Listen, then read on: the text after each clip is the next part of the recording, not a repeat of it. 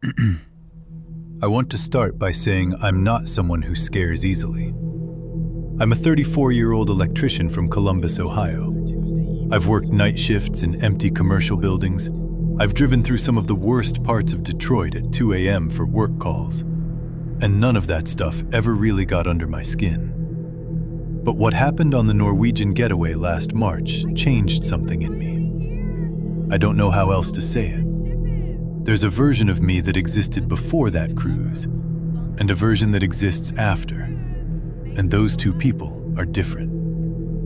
My girlfriend, Amber, had booked the trip as a birthday surprise. 7 nights, Miami to the Bahamas and back. We drove down from Columbus the Thursday before departure, stayed at a Hampton Inn off I-95 near the port, and boarded the ship Friday morning. The weather was perfect. Mid-70s, light breeze, the kind of day that makes you feel like everything in your life is going right.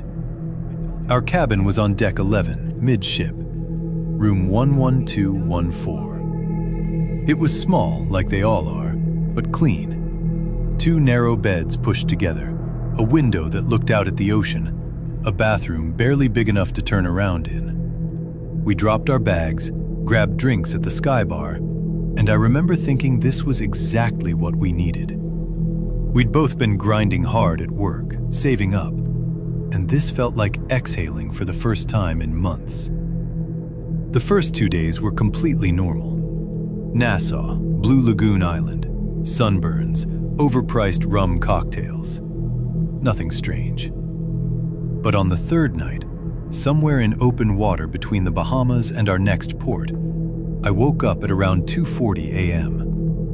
I checked my phone, saw the time, and noticed I had no signal, which made sense, we were far out. What woke me up, I wasn't totally sure at first. I thought maybe it was the ship's engine, the low hum of it. Or maybe I'd just hit that weird REM cycle where you surface for no reason. Then I heard it. A knock. 3 slow knocks on the cabin door. Not frantic, not loud. Deliberate. Like someone was being careful not to wake the whole hallway. I figured it was a crew member. Maybe we'd left a towel on the balcony or something. Some minor housekeeping thing. I got up, didn't bother turning on the main light, just the small reading lamp near the nightstand. Amber didn't stir. I went to the door and looked through the peephole. The hallway was empty. I stood there for a second, looking. The hallway on cruise ships has this fluorescent, slightly yellow light that never fully turns off. I could see both directions. No one. I told myself it was probably a drunk passenger hitting the wrong door. Went back to bed. The next night, same thing. 2:50 a.m., 3 knocks. Same rhythm. Slow. Patient. This time I opened the door. Fast, no hesitation. I figured I'd catch whoever it was mid-walk. The hallway was empty in both directions. But here's the thing. The hallway on deck 11 is long. Like, long enough that if someone had knocked and walked away in the 2 seconds it took me to open the door, I would have seen them. There's nowhere to turn off between our door and the nearest stairwell. I stood in the doorframe for a full minute. Nothing. The ship hummed. The carpet absorbed every sound. I closed the door and didn't sleep again until sunrise. I didn't tell Amber right away. I didn't want to ruin the trip. The 3rd night, I set an alarm for 2:30 a.m., just to be awake and ready. I sat in the small chair by the window with the lights off, watching the door. 2:40 came and went. 2:50. 3 o'clock. Nothing. I felt ridiculous. I almost laughed at myself. I turned the reading lamp back on and went to get a glass of water from the bathroom. When I came back out, Amber was sitting up in bed, completely still, staring at the cabin door. I said, "Hey, You okay?" She turned to look at me, and her face was... I don't know how to describe it. She looked the way people look in the moments right after something bad happens. That blank, processing expression. She said, "Someone just knocked on our door." I hadn't heard it. I'd only been in the bathroom for maybe 45 seconds. We called guest services. A crew member came up within 10 minutes, walked the hallway, checked the stairwells, knocked on the adjacent cabins. No one reported anything. The crew member, a young Filipino guy named Marco, super professional, told us that sometimes the ship's hull will make sounds at night that can mimic knocking. Pressure differentials in the walls, that kind of thing. He was calm and convincing, and I wanted badly to believe him. But on the second to last night of the cruise, I found out who it was. I was at the Deck 7 sports bar around 10 p.m., watching the tail end of a college basketball game. There was a man sitting 2 stools down from me. White guy, maybe late 50s, heavyset, wearing a gray polo shirt. He was drinking alone and staring at the TV, but I got the sense he wasn't really watching it. I noticed him because he kept turning his head slightly toward me in this slow, peripheral way. Not making eye contact, just tracking. I paid my tab and got up to leave. As I passed behind him, he spoke without turning around. He said, "You're in 11214. I stopped. I said, "Sorry?" He turned then. His eyes were steady and calm in this deeply uncomfortable way. He said, "I used to stay in that room. Every time I cruised this ship, I requested. They gave it to someone else this time." He paused. "I just wanted to see who was in there." I didn't say anything. I walked away and took the elevator straight up to the cabin. I told Amber we needed to make sure the door was deadbolted for the last 2 nights, and I told her why. We found out from another passenger the next morning that the man had apparently been escorted off the ship at the last port stop. I don't know the details. Nobody would tell us anything specific. But when I think about it now, the patience of those knocks, 3 nights in a row, the same rhythm every time. It wasn't the sound that scares me. It was what it implied.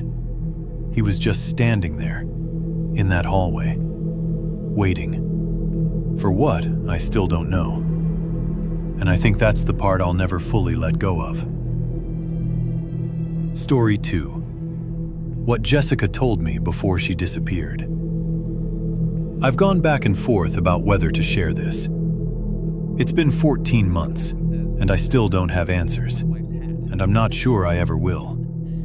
But people deserve to know that things happen on cruise ships that never make the news. Things that get quietly resolved or quietly buried, and the rest of us just go home and pretend everything is fine. My name is Renee. I'm 29. I live in Charlotte, North Carolina, and I work as a dental hygienist. Last January, I went on a 7-night Caribbean cruise on the Carnival Horizon with my friend group. 4 of us total.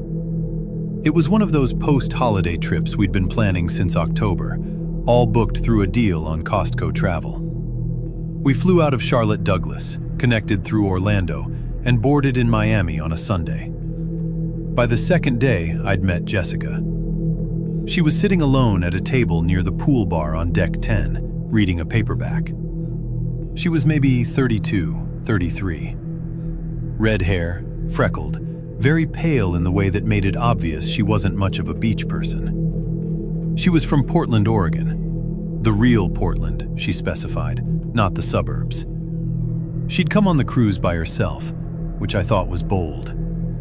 I asked her about it, and she said sometimes she just needed to be somewhere where nobody knew her. We talked for a couple of hours that first afternoon.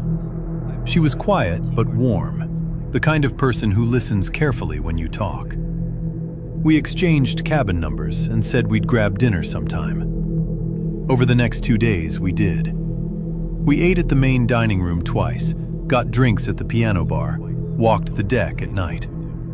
My friend group liked her. She fit in easily.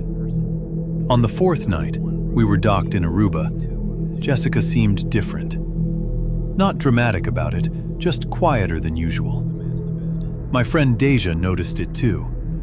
At dinner, Jessica barely touched her food, and at one point, she excused herself to the restroom and was gone for almost 15 minutes. When she came back, she looked like she'd been crying, though she denied it.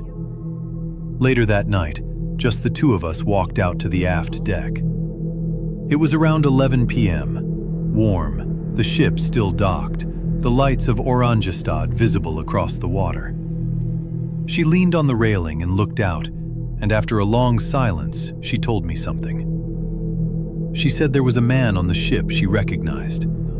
She wouldn't tell me his name or how she knew him, but she said she'd seen him for the first time on day 2 and had been trying to avoid him ever since.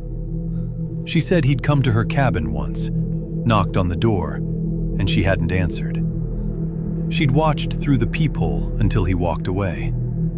I asked if he was an ex. She was quiet for a moment and said, "Not exactly. It's complicated." I asked if she wanted me to go to ship security with her. She shook her head. She said she didn't want to make it into something bigger than it needed to be. She said she was probably overreacting.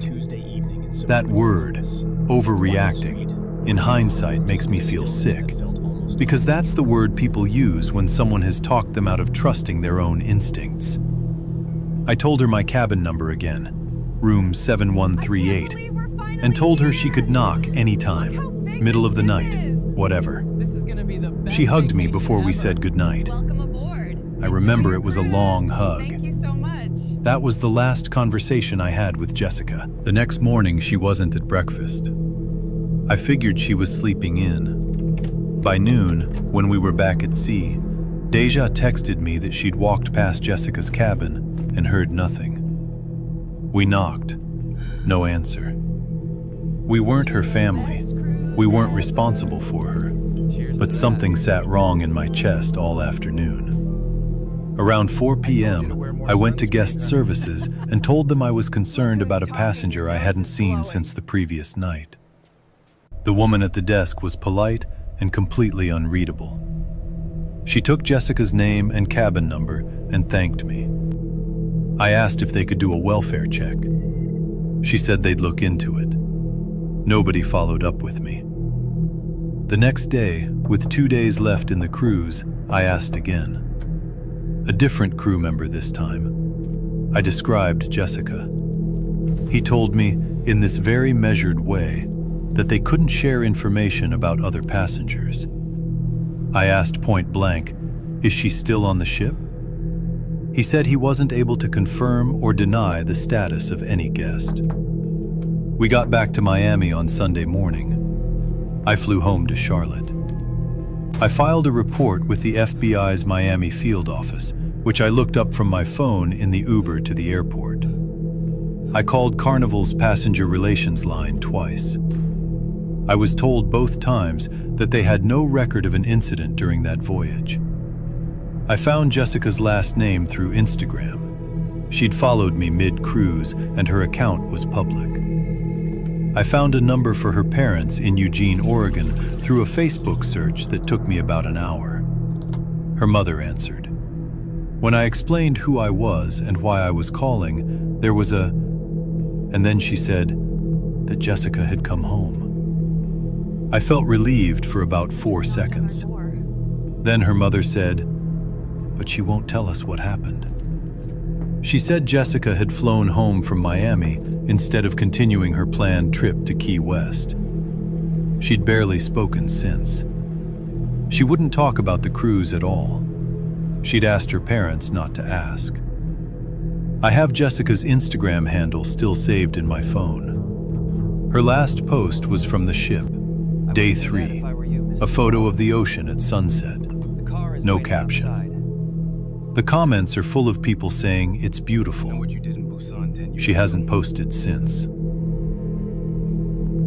Story 3. The Wrong Deck. I've told this story exactly twice. Once to my brother, and once to a therapist I started seeing in the fall of 2024. My therapist told me that what I experienced was real, that my reactions were valid, and that I wasn't imagining it. I'm writing it out now because I think someone else might have experienced something similar and might need to know they're not crazy either. My name is Derek. I'm 27, I live in the Buckhead neighborhood of Atlanta, and I work in pharmaceutical sales. In September 2024, I went on a 5-night Bahamas cruise on the Royal Caribbean Harmony of the Seas with my coworker Travis and his wife Candace. It was a last-minute thing. Travis had an extra cabin from a work incentive trip that fell through, and he offered it to me at cost. I'd never cruised before. I said yes without thinking too hard about it. The Harmony of the Seas is enormous. I'm talking about a floating city. 18 decks, 6,000 passengers, multiple neighborhoods. Central Park, a boardwalk with a carousel, a suite complex called The Neighborhood. The first day I spent probably 4 hours just exploring. I kept getting turned around. The ship's app had a map function, but the decks don't always render correctly on the indoor sections, and I lost my signal in some of the interior corridors. This matters later. By the third night, I had the layout mostly figured out. Travis and Candace had gone to the adults-only comedy show. I'd skipped it and spent the evening at the casino. I'm not much of a gambler, but I like the atmosphere, the low light, the background noise, the sense that time doesn't move normally. I left around midnight, slightly up $20 on blackjack, and headed back to my cabin on deck 8. Here's where it gets hard to explain. I took the elevator from deck 5 up to deck 8, or what I thought was deck 8. The elevator panel showed 8. I pressed 8. The doors opened. I stepped out into the corridor and started walking toward my cabin. But the corridor was wrong. Not dramatically wrong, just slightly. The carpet pattern was the same blue and gold I recognized from my deck, but the lighting was different, slightly dimmer, with a different quality to it, almost amber.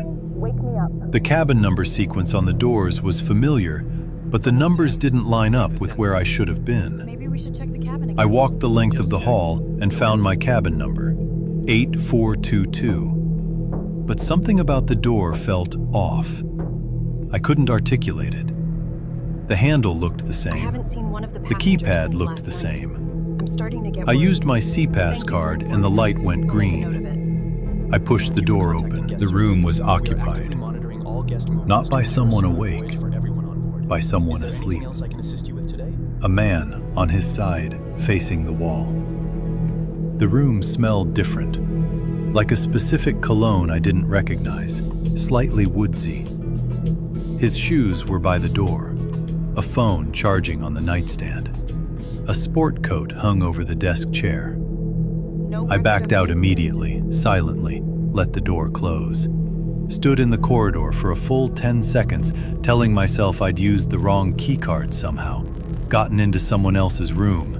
Typical mix-up. Hi, my name is Renee. I looked at my CPass card. I'm the one who sent the It said Harmony of the Seas, Derek Waller, Deck 8, Cabin 8422. I went back to the elevator, rode it back to 5, then back up to 8, got out in what felt like the same spot, walked the same direction, found 8422 again, used my card. Green light, my room. My luggage, my phone charger, my half-empty bottle of Advil on the counter. Normal. Exactly as I'd left it. I sat on the edge of my bed for a while.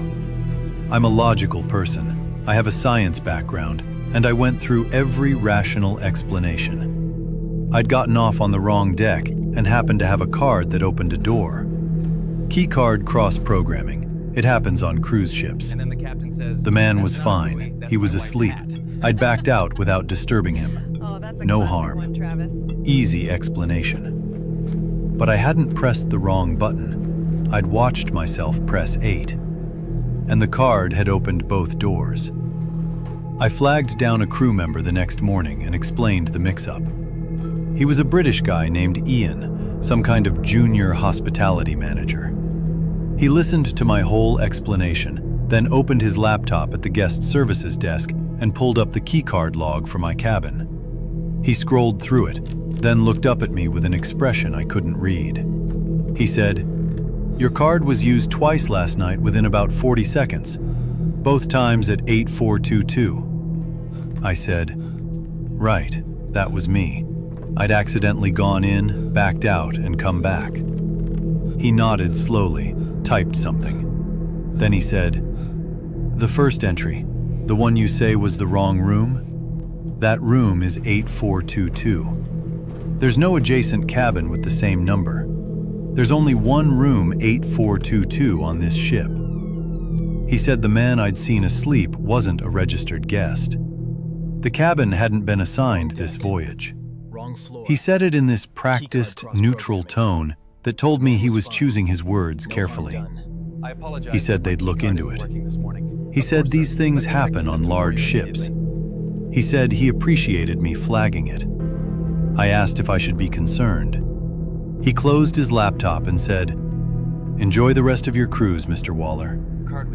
I told Travis about it over lunch. He laughed. Candace didn't laugh. She looked at me over her sandwich with this careful, steady expression and said, "Did he look at you? The man asleep. Did he turn toward you at all?" I thought about it, replayed the moment. The man on his side, facing the wall. And then I remembered something I'd edited out of the story in my own head, the way you sometimes do with things that don't fit. Did he look at you? When I'd backed out of the room and let the door close, in the last half second before the latch clicked, I'd heard the sheets shift. "No," I told Candace. "He didn't look at me." But someone had moved.